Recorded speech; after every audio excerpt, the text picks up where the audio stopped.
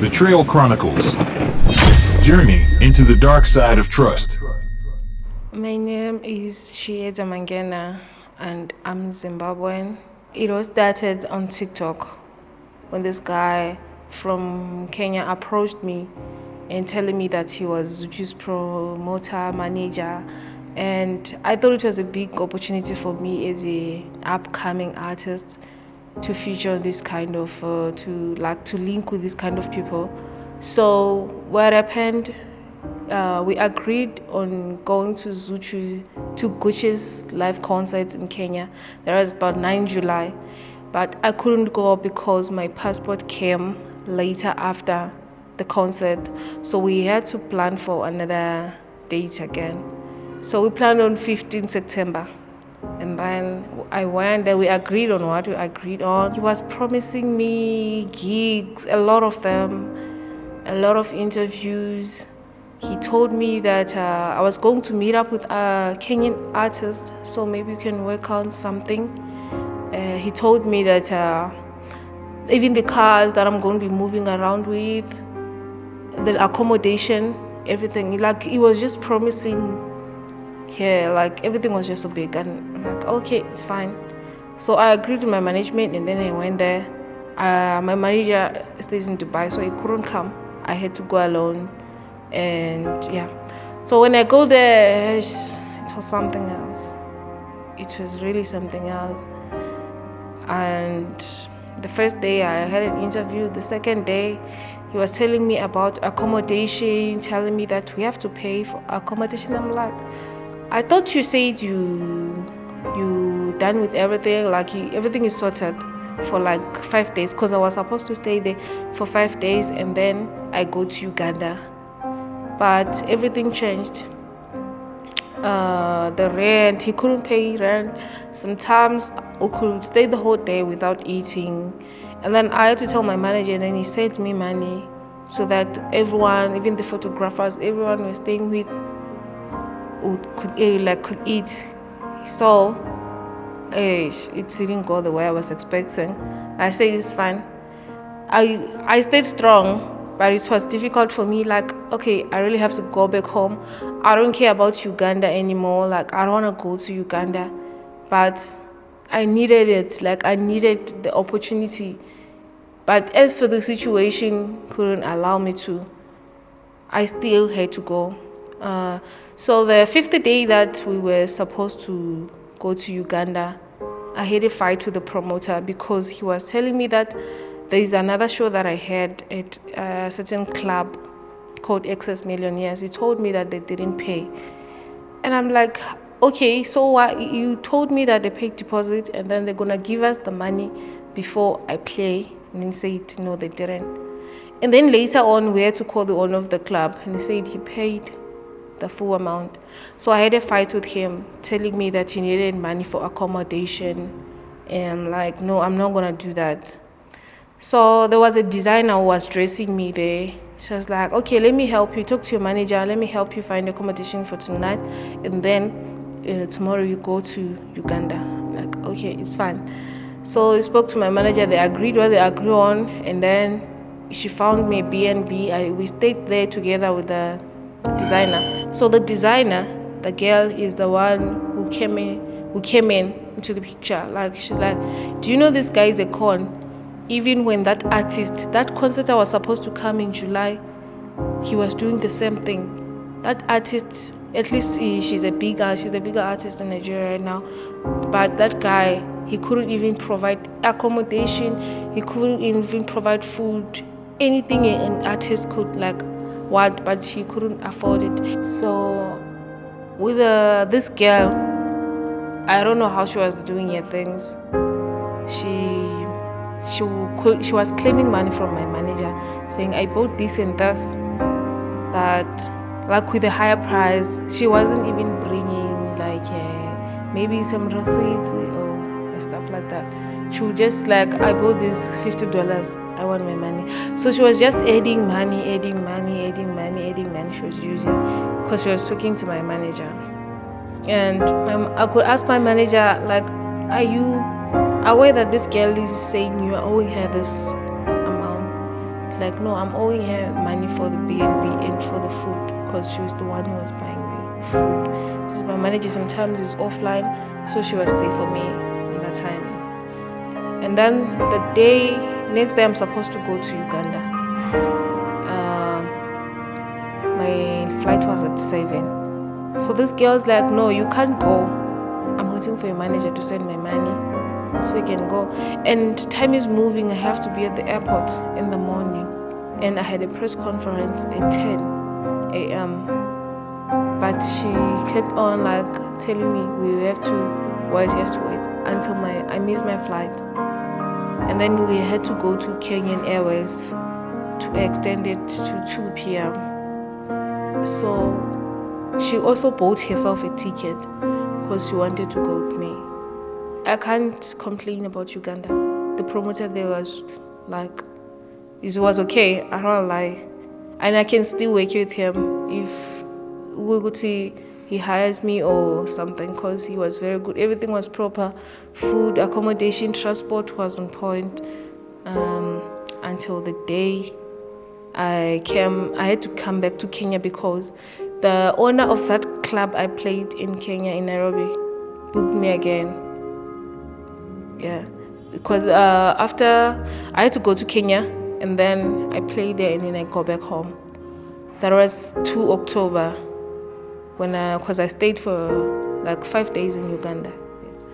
So after 2 October, I played 1 October in Excess Millionaires Club.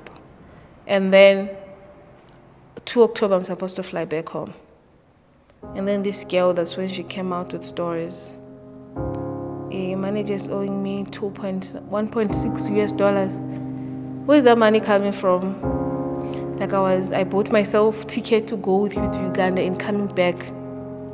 It's like she didn't agree with my manager, but she just bought herself tickets. She gave me like the ways, because I was staying in the house now. Like she said, you can't go to a B&B. I had to stay in the house. So when I was in the house, any minute she wants, she could start insulting me. Like, I need my money right now. I don't want anything, just talk to your manager. So she was supposed to finish with my manager, not to deal with me, because she stole my passport from my bag now. She stole even all my documents that I used to travel. She took all of them, and I kept quiet. So it was not traumatizing me. Sometimes I could stay hungry and then I would eat once. Now my manager is like, he thought maybe I want money. I'm stealing money from him, because every time I want money, he could say, okay, I'm sending. I was supposed to stay for 2 days, but I ended up staying for like 2 months. And it was like getting worse each and every day.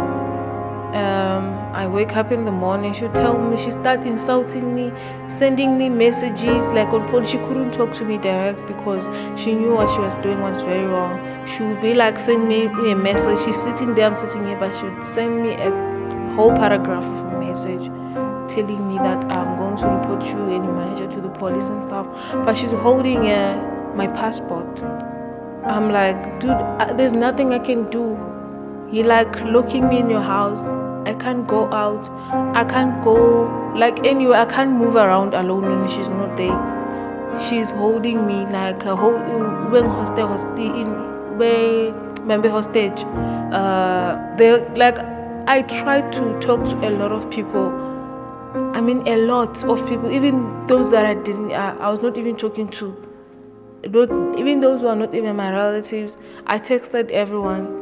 But I was actually texting the wrong people. Like I was in a situation, they'll tell me, it's okay, so what do you want us to do about it? Yeah, so now I have lost weight. I was not eating properly, and every day is just a paragraph of a whole message insulting me, threatening me that she would get people to beat me so that my manager can be more serious with me. And I could just forward my manager those messages and like, there's nothing she's going to do about it. Like she won't do anything because she'll be arrested.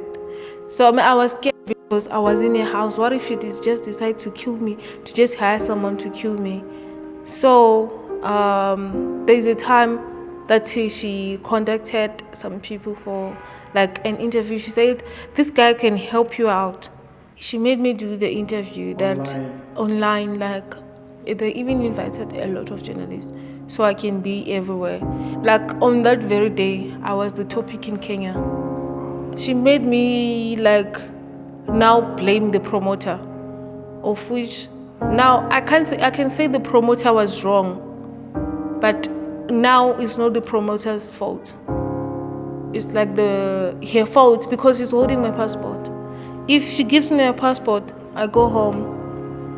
I don't think the promoter has got anything to do with this whole thing, unless the promoter told her to take the passport. So she made me do this whole interview, and it was all over. There's a platform they posted, and it's got millions of Kenyans there. Everyone saw it, and I got a lot of followers, a lot of views, and everything. But it's just not like something to celebrate. And then there's a guy from South Sudan. He came to my Instagram, and then he sent her $400, and then there's another one who sent her $200, and then there's other local Kenyans that sent her it's $90. So since then no one sent money. She was angry again, and then I had to tell my friend, he's Zimbabwean, he's a DJ. So I was like I was just telling him, anything that comes my way is fine, because I was now stranded. I don't know what to do. She's like going to the police. She wants to go to the police the very, very day. And then I'm like, okay, can I please have 2 days? I'm working on something. And then when I was talking to the DJ, and then he told his friend from Sweden,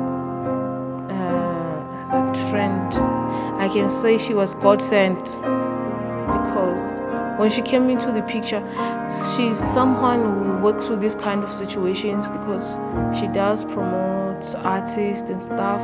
She's into the same industry.